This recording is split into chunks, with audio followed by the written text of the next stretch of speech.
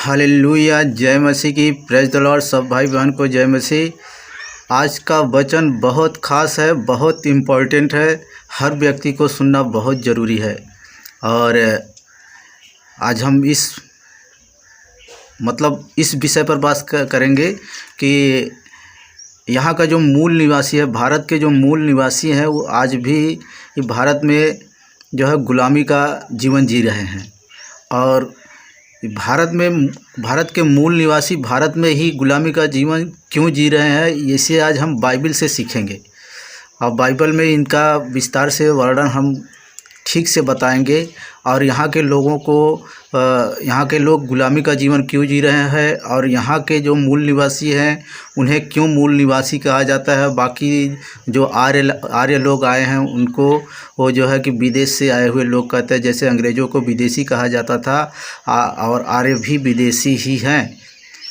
तो इसके बारे में आज हम जिक्र करेंगे। इसलिए आप लोगों से रिक्वेस्ट है कि अगर आप लोगों ने अभी तक मेरे चैनल को सब्सक्राइब नहीं किया है तो कृपया करके सब्सक्राइब कर लें और बेल आइकन के घंटे को भी दबा लें, और इस वचन को शेयर ज़रूर करें, और ताकि बहुत से लोगों तक सब लोग ये वचन को सुने और जाने, सच्चाई को जान सके। क्योंकि परमेश्वर यहोवा ही है, यीशु मसीह ही जिंदा परमेश्वर है। और इसके बारे में हम बताएंगे कि यहाँ का मूल निवासी जो है आज भी गुलामी झेल रहा है, और यहाँ के मूल निवासियों से लोग घृणा करते हैं। क्या कारण है कि घृणा यहाँ के मूल निवासियों से लोग करते हैं? तो पहले हम वचन देख लेंगे, ये जान लेंगे कि यहाँ के मूल निवासी यहाँ पर कैसे आए, यहाँ के मूल निवासी कैसे कहे जाते हैं कि यहाँ के मूल निवासी यहाँ के लोग हैं। तो हम पहला वचन देखेंगे, उत्पत्ति 11 अध्याय का पहले ही वचन से देखेंगे। क्या वचन बता रहा है? कह रहा, सारी पृथ्वी पर एक ही भाषा और एक ही बोली थी। ये जो पृथ्वी है, जो इस पृथ्वी पर एक ही भाषा थी और एक ही बोली थी, और सब लोग एक ही भाषा बोलते थे। तब क्या हुआ? उस समय लोग पूर्व की ओर से चलते चलते सिनार देश में एक मैदान पाकर उसमें बस गए। एक सिनार देश था जो जहाँ पर अच्छा मैदान था, वहाँ पर आके लोग बस गए। और बस गए, तब कह रहा है कि तब वे आपस में कहने लगे, आओ हम ईंटें बना बना के भली भांति आग में पकाएं, और उन्हें पत्थर के स्थान पर ईंट से और चूने के स्थान पर मिट्टी के गारे से काम लिया। और उन लोगों ने बहुत अच्छा गुंबद बनाया, खूब बहुत बड़ा गुंबद, ईंटा बनाया, ईंटा और ईंटे को जो है गारे से जोड़ा। तो क्या कर रहा है आगे? और चूने के स्थान पर मिट्टी के गारे से काम लिया। फिर उन्होंने कहा, आओ हम एक नगर और एक गुम्मट बना लें जिसकी चोटी आकाश से बातें करे। इस प्रकार से हम अपना नाम करें, ऐसा न हो कि हमको सारी पृथ्वी पर फैलना पड़े।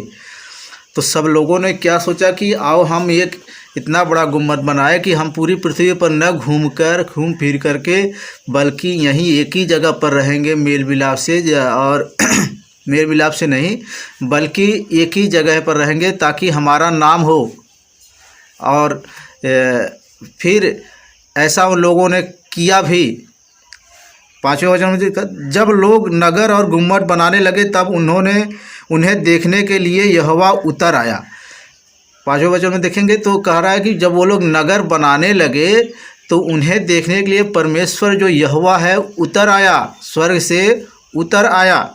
और क्या कह रहा है आगे वचन, छठा वचन, और यहोवा ने कहा, मैं क्या देखता हूँ कि सब एक ही दल के हैं और भाषा भी उन सब की एक ही है, और उन्होंने ऐसा ही काम भी आरंभ किया, और अब जो कुछ वे करने का यत्न करेंगे उसमें से कुछ भी उनके लिए अनहोना न होगा। परमेश्वर देख रहा है, कह रहा है कि ये मैं क्या देख रहा हूँ कि इन लोगों का एक ही भाषा है और इन लोगों ने जो दृढ़ कर लिया है कि हमें यही करना है, तो वो लोग ये काम करना चालू करेंगे। तो क्या ये अनहोना है कि ये लोग ना कर सके? क्योंकि उन्हें परमेश्वर ने अधिकार दिया, हम मनुष्य को परमेश्वर ने अधिकार दिया कि जो करना चाहें उसे कर सकते हैं। आज भी अगर कोई वैज्ञानिक, कोई इंजीनियर कुछ भी मतलब खोज करता है या डिस्कवरी करता है तो उसे वो खोज निकाल ही लेता है, क्योंकि परमेश्वर ने अधिकार दिया, इतनी बुद्धि दी है।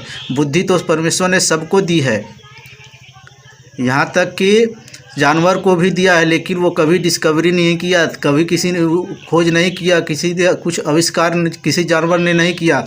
जो भी आविष्कार किया मनुष्य ने किया, क्योंकि ये आविष्कार करने का अधिकार भी परमेश्वर ने मनुष्य को ही दिया है।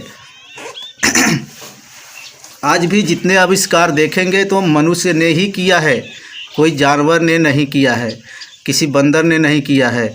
और पहली बात ये कि बहुत लोग सोचते हैं कि मनुष्यों की उत्पत्ति बंदर से हुई है। ये बंदर से बंदर ही पैदा होता है, मतलब मनुष्य से मनुष्य ही पैदा होता है। मतलब ऐसा नहीं कि बंदर से जो है मनुष्य पैदा हुआ। जिसे मानना है माने, लेकिन हम जानते हैं, बाइबल हमें बताती है कि हम बंदर के वंशज नहीं, हम मनुष्य हैं। और सारे जानवर जो है वो शब्द से बनाए गए हैं, और हम मनुष्य जो है परमेश्वर के हाथ के कारीगरी है, परमेश्वर ने अपने हाथों से बनाया है। तो आगे वचन क्या कह रहा है कि और यहोवा ने कहा, मैं क्या देखता हूँ कि सब एक ही दल के हैं और भाषा भी उन सबकी एक ही है, और उन्होंने ऐसा ही काम भी आरंभ किया, और अब जो कुछ वे करने का यत्न करेंगे उसमें कुछ भी उनके लिए अनहोना न होगा। इसलिए आओ हम उतर के उनकी भाषा में गड़बड़ी डालें कि वे एक दूसरे की बोली को न समझ सकें। तो परमेश्वर ने कहा, आओ हम इनकी भाषा में, मनुष्य की भाषा में गड़बड़ी डालें, ताकि ये लोग एक दूसरे की भाषा को ही न समझ सकें। यहाँ पर परमेश्वर ने जब मनुष्य एक मन होकर ये कुछ करना चाहा, तब परमेश्वर ने उनके शब्दों में क्या गड़बड़ी डाल दिया, उनकी भाषा में गड़बड़ी डाल दिया। यहीं पर भाषा, कई तरह की भाषा हो गई। मतलब आज एक कहावत है कि कोस कोस पर पानी बदले 3 कोस पर वाणी। जब हम अपने घर से चलते हैं, अगर 3 कोस की दूरी पर चलें तो भाषा में बदलाव आने लगता है, और 1 कोस अगर चल सकें तो ज़मीन के अंदर से जो पानी निकलती है, पानी का स्वाद बदल जाता है। तो ऐसे ही भाषा भी, अगर हम कुछ दूरी पर चलें, फिर 3 कोस की और दूरी पर चलें तो थोड़ा सा बदलाव आ जाता है भाषा में, फिर 3 कोस की दूरी पर चलेंगे तो थोड़ा सा और बदलाव आ जाएगा भाषा में। ऐसे ही बदलाव आता जाता है, धीरे धीरे बहुत परिवर्तन है। जैसे कि हम यूपी के लोग दूसरी भाषा बोलते हैं, तो महाराष्ट्र के लोग दूसरी भाषा बोलते हैं, बंगाल के लोग दूसरी भाषा बोलते हैं, मतलब पाकिस्तान या अरबिस्तान के लोग अरबी भाषा बोलते हैं, या दूसरी भाषा जो भी बोलते हैं। इंग्लैंड चले जाएंगे, वहाँ के लोग अंग्रेज़ी भाषा बोलते हैं, और वहाँ पर भी कई प्रांत हैं, वहाँ पर भी अलग अलग भाषा बोलने वाले लोग हैं। तो वैसे ही परमेश्वर ने भाषा में गड़बड़ी डाला। आगे वचन देखते हैं 8वां, इस प्रकार यहोवा ने उनको वहाँ से सारी पृथ्वी के ऊपर फैला दिया, और उन्होंने उस नगर का बनाना छोड़ दिया। इस प्रकार परमेश्वर ने उन लोगों के भाषा में तो पहले गड़बड़ी डाली, फिर जिसकी जो भाषा थी उसकी भाषा के अनुसार परमेश्वर ने अपनी आत्मा के द्वारा हर व्यक्ति को उठा लिया और पूरी पृथ्वी पर फैला दिया, जिसे जहाँ चाहा वहाँ रख दिया। वचन देखेंगे, इस कारण उस नगर का नाम बेबीलोन पड़ा, क्योंकि सारी पृथ्वी की भाषा में जो गड़बड़ी है वह यहोवा ने वहीं डाली, और वहीं से यहोवा ने मनुष्यों को सारी पृथ्वी के ऊपर फैला दिया। पूरी पृथ्वी पर परमेश्वर ने मनुष्य को फैला ऐसे दिया कि जिसकी जैसी भाषा थी थोड़ा थोड़ा करके हर जगह पर रख दिया, पूरी पृथ्वी पर फैला दिया। कोई मनुष्य अपने मर्जी से वहाँ तक नहीं गया है। जैसे 7 समुंदर पार कहते हैं, जैसे श्रीलंका इतना बड़ा देश है इतना छोटा सा देश है और वहाँ पर भी मनुष्य रहते हैं। यहाँ से मतलब तैर कर नहीं गए थे, वहाँ पर परमेश्वर ने अपने हाथ से अपनी आत्मा से उठा के ले जाके उन्हें रख दिया। वहाँ के लोगों की जो भाषा है वही बोलते थे और यहाँ के लोगों की जो भाषा है वो भाषा बोलने लगे। और अरब के लोगों की जो भाषा थी वही वो बोलने लगे। नेपाल लोग के लोगों की जो भाषा थी वही बोलने लगे। जापान के लोगों की जो भाषा थी वो बोलने लगे। और परमेश्वर ने सबको अपनी अपने अपने जगह पर ले जाके रख दिया अपनी आत्मा के द्वारा। तो इस तरह से परमेश्वर ने पूरी पृथ्वी पर मनुष्य को फैला दिया।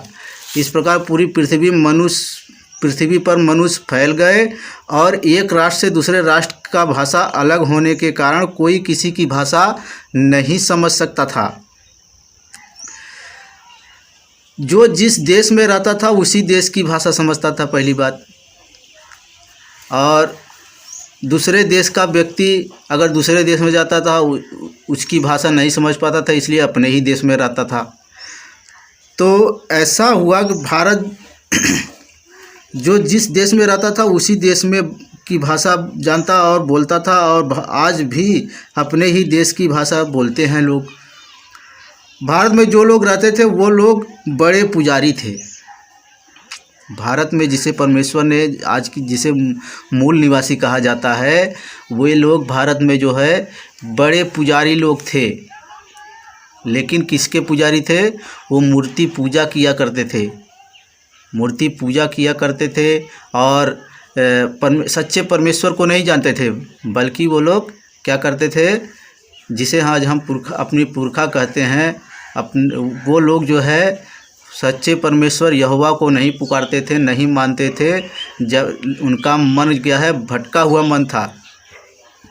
वो लोग क्या करते थे कि कहीं जा रहे हैं कुछ मूर्ति गिरा है, कहीं भी मूर्ति कुछ पड़ा हुआ है तो वो लोग देखते कि अरे ये तो यहाँ ये चीज़ पड़ा है, उठा कर लाया अपने घर पे रखा और कहते हैं कि अरे ये बहुत बड़ा देवता है, हम ये ईश्वर है।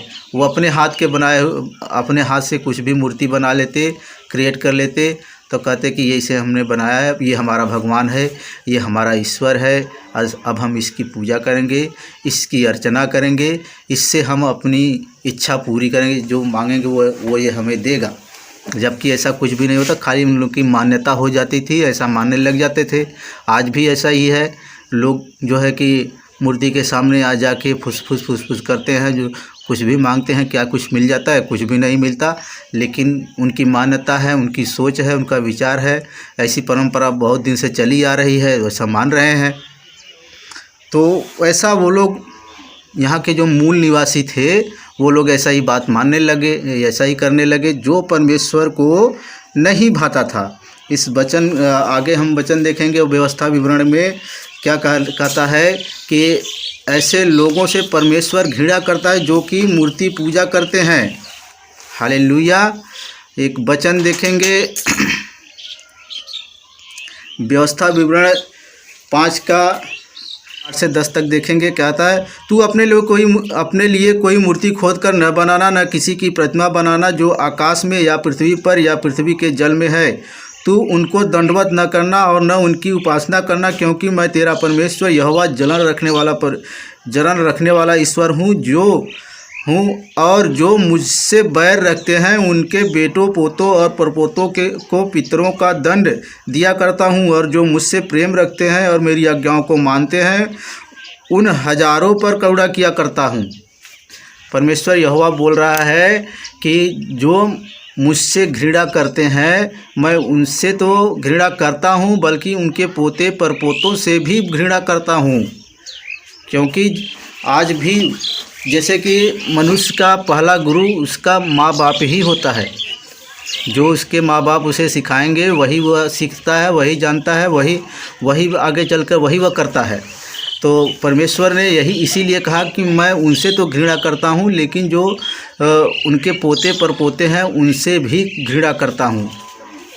लेकिन कह रहा है 10वां वचन में, और जो मुझसे प्रेम रखते हैं और मेरी आज्ञाओं को मानते हैं उन हजारों पर करुणा किया करता रहता हूँ। परमेश्वर यहोवा क्या बोल रहा है कि लेकिन जो मुझसे प्रेम करते हैं उन पर मैं हजारों हजारों पीढ़ी तक मैं उससे प्रेम करता हूँ, उन पर करुणा करता रहता हूँ, दया करता रहता हूँ। लेकिन ये बात सबको समझ में नहीं आती। जो समझ गया वो परमेश्वर से घृणा नहीं प्रेम करता है। इसलिए हम कहते हैं कि परमेश्वर से प्रेम रखो, घृणा नहीं।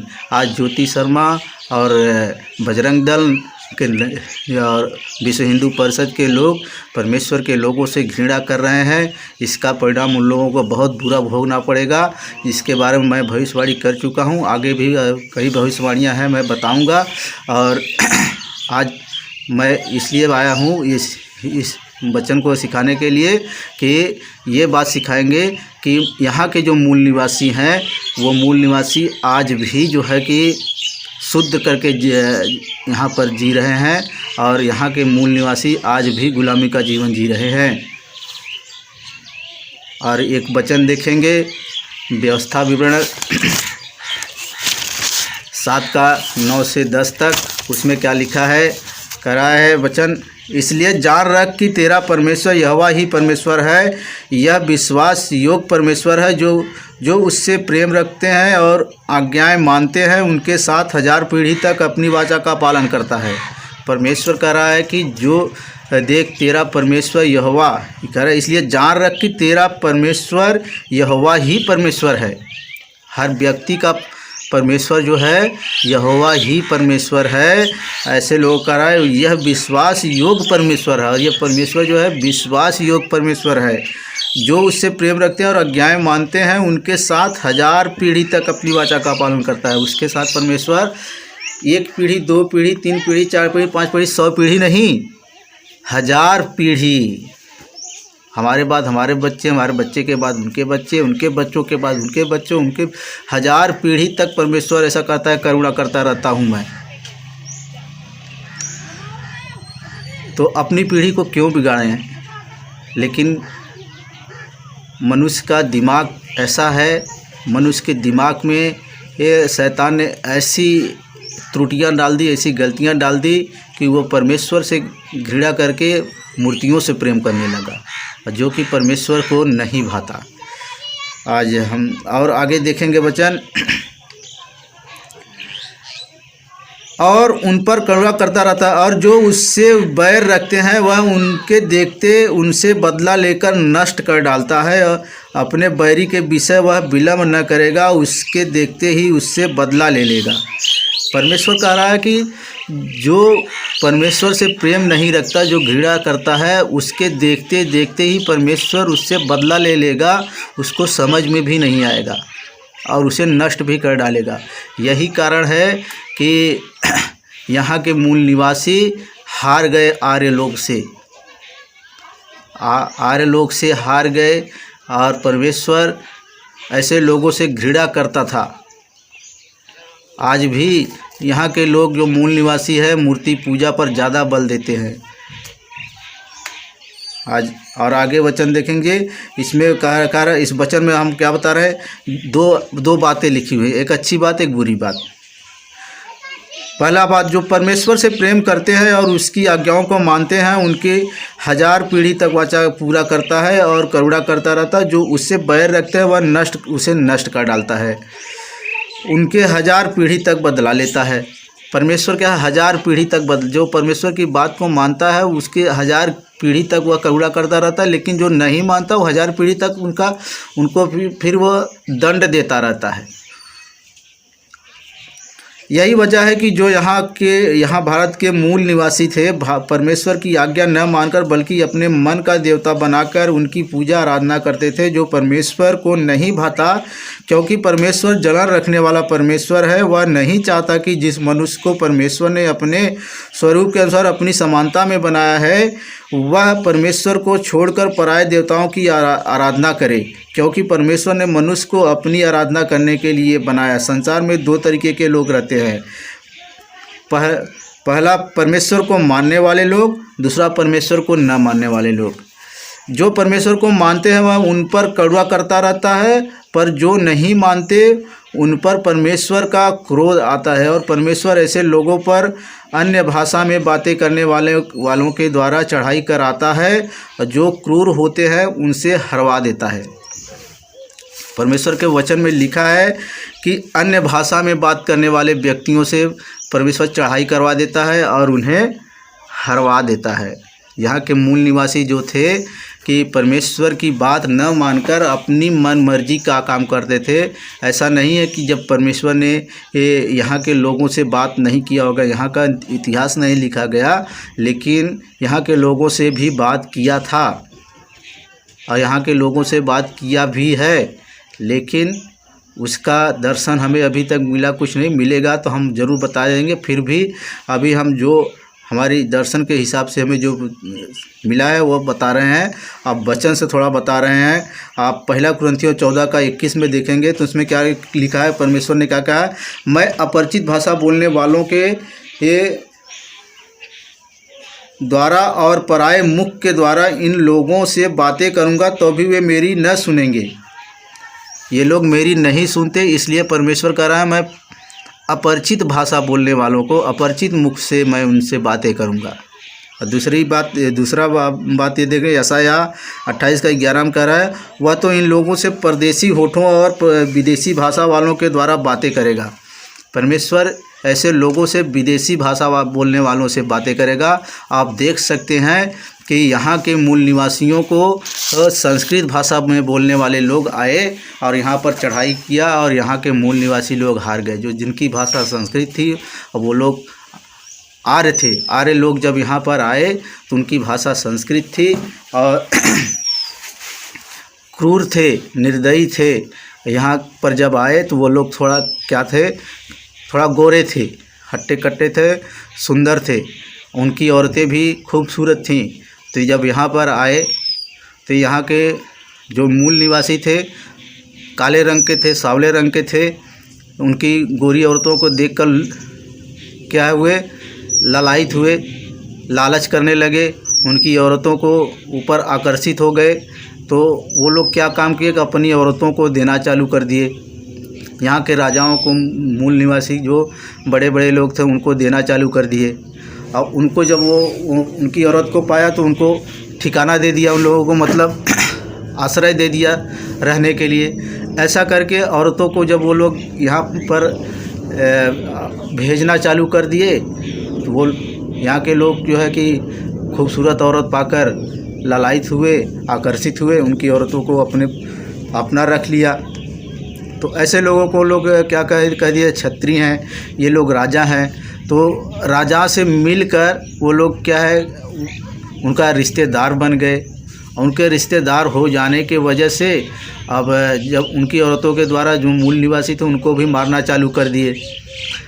और जब यहाँ के मूल निवासी लोग उनसे जो है कि विरोध किया तो वो लोग लड़ाई छेड़ दिए और यहाँ के मूल निवासियों को भी अपने में मिला लिए, उन्हें अलग दर्जा का नाम दे दिया। इस तरह से यहाँ के मूल निवासियों को वो लोग मूल निवासियों से लड़ते रहे। ऐसा एक समय ऐसा है कि वो लोग अपनी जो है कि ये अपनी भाषा में अपनी एक नियम बनाया, एक विधान बनाया, एक संविधान बनाया जिसे आज मनु शास्त्र कहा जाता है। उस मनु शास्त्र को वो लोग रचा, जिसमें मनु नाम का व्यक्ति था। उसी मनु ने ही इस मनु शास्त्र को रचा। मनु शास्त्र को एक व्यक्ति ने नहीं रचा है, कई बार जो है उस पर संशोधन कर करके कई लोगों ने यहाँ के मूल निवासियों के विरुद्ध कुछ लिखा है, तब जाके वो मनु शास्त्र लेना। जब भी देखेंगे कि मनु शास्त्र में जब देखेंगे तो उसमें हमेशा शूद्रों के प्रति जो है बुरी भावना लिखा है। वो मनु शास्त्र में 4 वर्ण में बांटा गया है मनुष्य को, ब्राह्मण, क्षत्रिय, वैश्य, शूद्र। तो जो मूल निवासी थे उनको शूद्र कहा गया और जो विदेश से आए हुए लोग थे, आर्य लोग, उन लोगों ने ब्राह्मण वर्ण में रखा। और बाकी जो मूल निवासी है जैसे क्षत्रिय, वैश्य, शूद्र जो यहाँ के लोग थे, उन लोगों को क्षत्रिय तो जो बलवान थे उन्हें क्षत्रिय कहा गया, लेकिन जो काम काज करने के योग्य थे, थोड़ा ठीक ठाक थे, बात मानने वाले थे, उन्हें उन लोगों ने बैस कह दिया। बैस कहा, और जो बिल्कुल ही उनकी बातें नहीं मानते थे, पूरा विरोध करते थे, इसलिए उन लोगों को क्रोध आया, तो उनको वो लोग शूद्र कहा उन लोगों ने, और शूद्र की श्रेणी में रखा। उनसे उन्हें छूने का भी, उन्हें शिक्षा लेने का भी अधिकार से वंचित कर दिया गया। और ऐसा करने आज भी अपने अधिकार को मूल निवासी जो यहाँ के हैं नहीं पहचान पाए, क्योंकि आज भी यहाँ के लोग मूल निवासी जो है कि मूर्ति पूजा पर ज़्यादा बल देते हैं। आज भी यहाँ के लोग जो है जिससे बौद्ध धर्म को अपना लिए हैं और वो भी मूर्ति पूजा ही करते हैं। ये बात अलग है कि अलग तरीके से काम करने लगे, उनमें भी बुद्धि की बातें बताई जाती है, लेकिन जो है कि बुद्धिमानी वाली काम वो नहीं करते। क्या है, वो रूप बदल के फिर से वो लोग मूर्ति पूजा करने लग गए हैं। यही कारण है कि आज के यहाँ के लोग जो है मूल निवासी बार बार हार रहे हैं। एक वचन देखेंगे, ये हिजकिय्याह राजा जो था कि परमेश्वर के वचन को मानता था, इसलिए परमेश्वर ने उसे हारने नहीं दिया, जिता भी दिया। परमेश्वर मतलब महाबलवान परमेश्वर है, वो हारने नहीं देता। वचन देखेंगे दूसरा राजा 18 अध्याय, इसमें 3 वचन में देखेंगे। वचन 3 से कह रहा है, जैसे उसके मूल पुरुष दाऊद ने किया था, जो यहोवा की दृष्टि में ठीक है, वैसा ही उसने भी किया, और उसने ऊंचे स्थान गिरा दिए, लाठों को तोड़ दिया, असेरा को काट डाला। पीतल का जो सांप मूसा ने बनवाया था, उसको उसने इस कारण चूर चूर कर दिया कि उन दिनों तक इस्राएली उसके लिए धूप जलाते थे, और उसने उसका नाम नहुशतान रखा था। वह इस्राएल के परमेश्वर यहोवा पर भरोसा रखता था, और उसके बाद यहूदा के सब राजाओं में से कोई उसके बराबर न हुआ, और न उससे पहले भी कोई ऐसा हुआ था।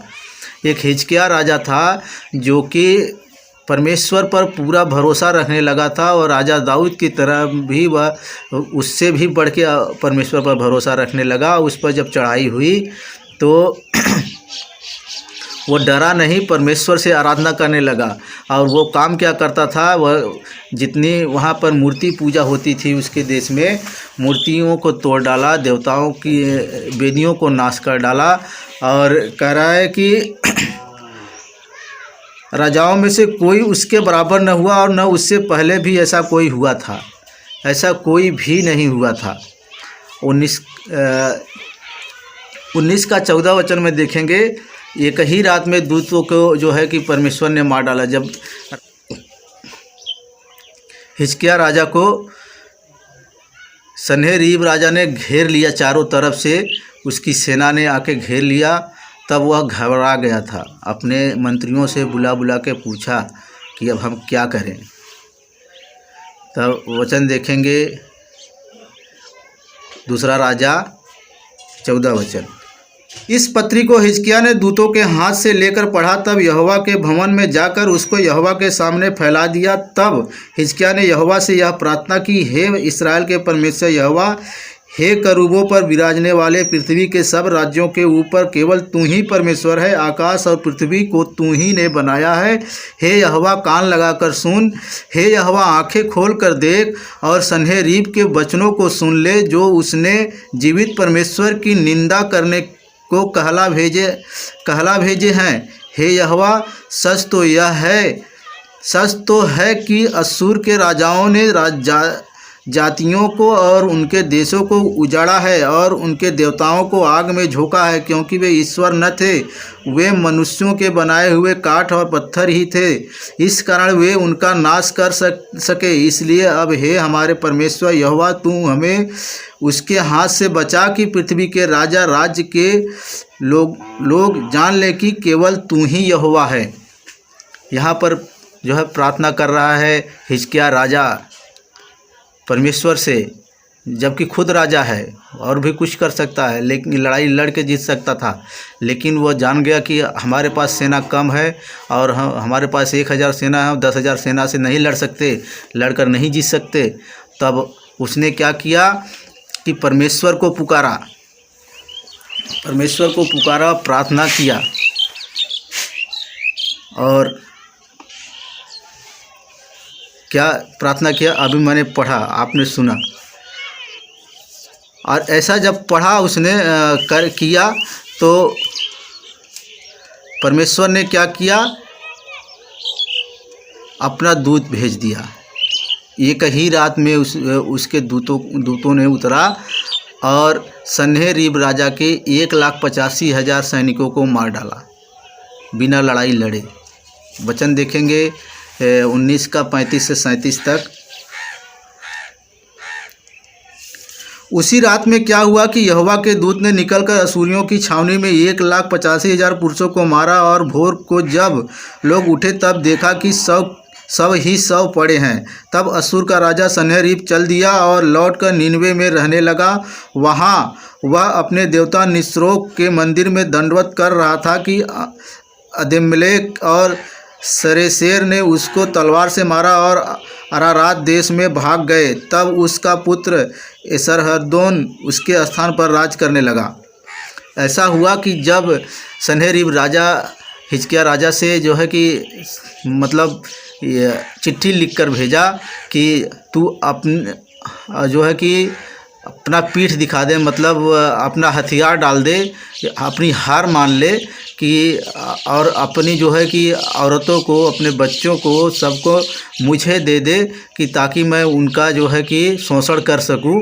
लेकिन ये और अब तू मुझसे लड़ने के काबिल नहीं है। तू अपने जो परमेश्वर की जो है ये मत सोच कि तेरा परमेश्वर तुझे बचा लेगा, क्योंकि जितना जहाँ जहाँ हमने लड़ाई लड़ा है वहाँ के देवता लोग उनको नहीं बचा सके, तो तेरा परमेश्वर तुझे कैसे बचा सकेगा। ऐसा करके उसने लिख कर दिया। तो वो परमेश्वर से प्रार्थना किया कि देखो परमेश्वर, ऐसा ऐसा उसने कह दिया है, अब ये लड़ाई तू लड़।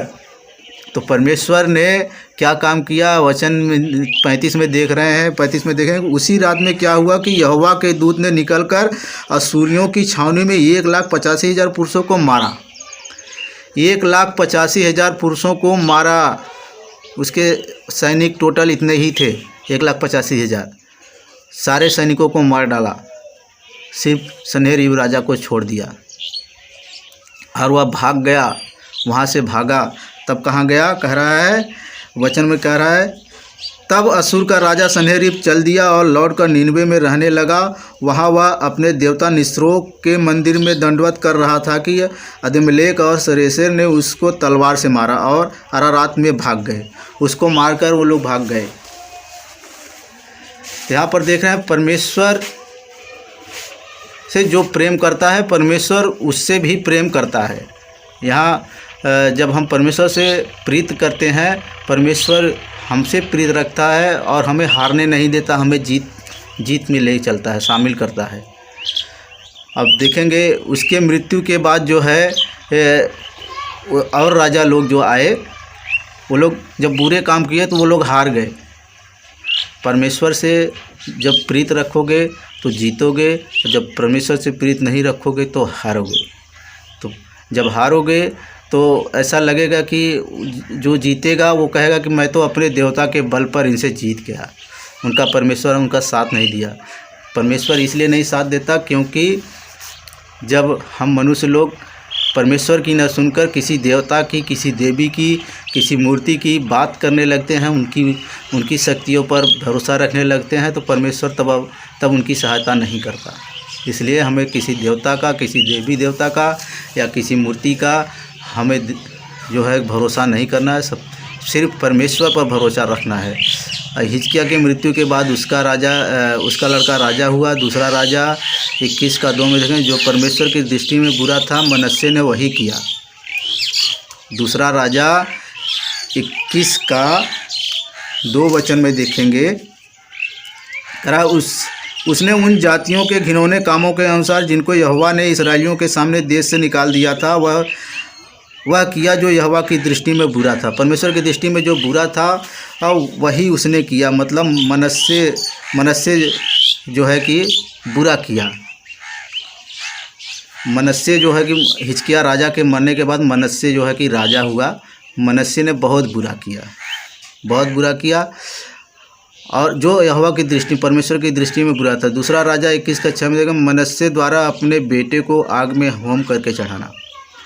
मनश्शे ने अपने बेटे को क्या किया, आग में होम करके चढ़ाया, देवता को, जो परमेश्वर को बहुत बुरा लगा। आगे वचन में क्या देखेंगे,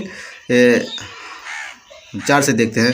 उसने यहोवा के उस भवन में वेदियां बनाई जिसके विषय यहोवा ने कहा था, यरूशलेम में मैं अपना नाम रखूंगा। वरन यहोवा के भवन के दोनों आंगनों में भी उसने आकाश के सारे गणों के लिए वेदियां बनाई। फिर उसने अपने बेटे को आग में होम करके चढ़ाया और शुभ अशुभ मुहूर्तों को मानता और टोना करता और ओझों और भूत सिद्धि वालों से व्यवहार करता था। उसने ऐसे बहुत से काम किए जो यहोवा की दृष्टि में बुरे हैं और जिनसे वह क्रोधित होता था। मनश्शे जो राजा था, अपने लड़के को जो होम करके आग में चढ़ा दिया, और परमेश्वर का जो मंदिर था, मंदिर में ही उसने और भी मूर्तियां लगवा दी और परमेश्वर की आज्ञा को वह नहीं माना। तो क्या हुआ, एक दिन वह जल्दी ही हार गया। परमेश्वर का मनश्शे को कोसना, मतलब 21 का 10 में से 16 देखेंगे तो उसमें परमेश्वर ने मनश्शे को कोसा है, मतलब डांटा है, उसे घृणा किया है। वचन, इसलिए यहोवा ने अपने दास भविष्यवक्ताओं के द्वारा यहूदा के राजा मनश्शे ने जो ये घृणित काम किया और जितनी बुराइयां अमोरियों ने जो उससे पहले की थी, उनसे भी अधिक बुराइयां की और यहूदियों से अपनी बनाई हुई मूर्तों को पूजा करवा के उन्हें पाप में फंसाया है। इस कारण इसराइल का परमेश्वर यहोवा यूँ कहता है कि सुनो, मैं यरूशलेम और यहूदा पर ऐसी विपत्ति डालना चाहता हूँ कि जो कोई उसका समाचार सुनेगा वह बड़े सन्नाटे में आ जाएगा।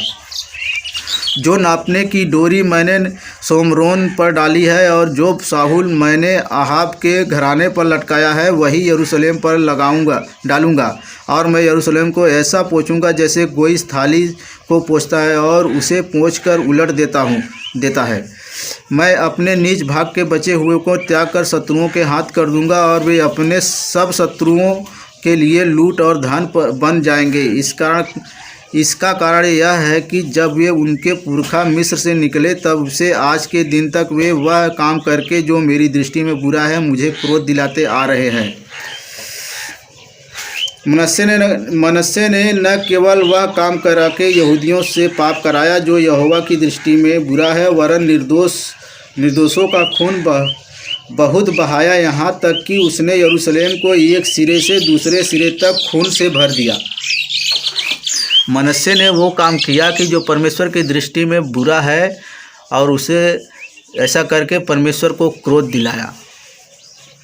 आज भी जो परमेश्वर की दृष्टि में बुरा है, ऐसा करके लोग जो है परमेश्वर को क्रोध दिलाते हैं। अब हम देखेंगे ये न्यायों के अध्याय, न्यायों से लेकर और इतिहास के पुस्तक तक अगर हम देखेंगे तो जब बाइबल में जब यरूशलेम पर या इसराइल पर विपत्तियां आई तो वो लोग जब परमेश्वर को त्याग दिया तभी आया। लेकिन जब परमेश्वर को पुकारा तो परमेश्वर ने अपने बल से उन्हें छुड़ाया, अपने सामर्थ्य से उन्हें छुड़ाया, उन्हें जीत दिलाया।